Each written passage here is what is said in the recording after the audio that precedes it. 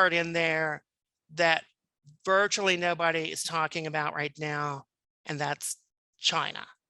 And so they have just changed their policies that they're not really in lockdown anymore. They're allowing people to travel, and COVID is not under control in China, and they have a different set of vaccines than we've had in the Western countries. They're not as effective. We're talking about millions of people coming down with COVID in China, right in front of us. And so is that going to spread to other parts of the world? Maybe.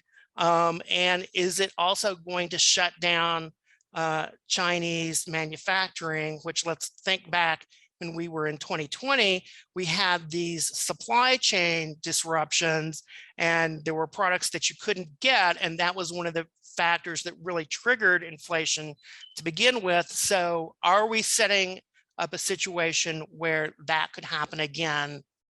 Maybe. I would say, thinking about what's going to happen in the world moving ahead, pay attention to China, that in fact it can end up impacting the US economy more than you realize. It can impact demand for housing, including apartments.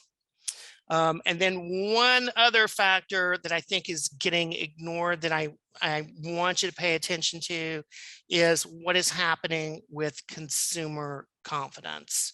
And it's not that consumer confidence drives apartment demand, but there's an incredible correlation between those measures.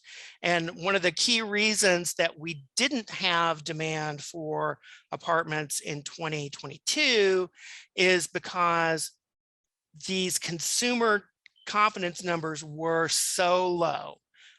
People concerned about inflation, people concerned about what's next for the economy, even though the overall numbers were still pretty good. And that caused people to kind of freeze in place.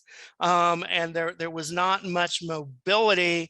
And when you're nervous about the future, the tendency is you do nothing.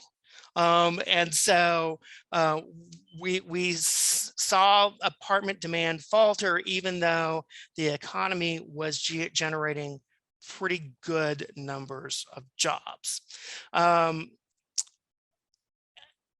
Encouragingly, it looks like that consumer confidence number has hit bottom and is now beginning to pull up a little bit. We've had a little bit of growth in that confidence number for the past couple of months. A new set of data comes out on Friday of this week.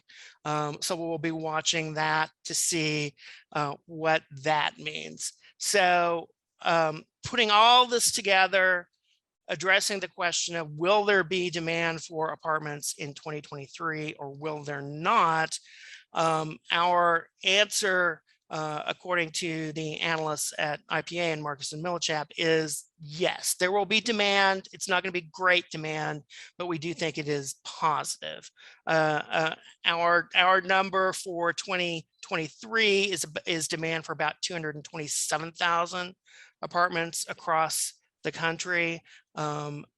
Again, not a huge number and even below the average for the last couple of years, but certainly some progress from that number of basically zero that we recorded in 2022.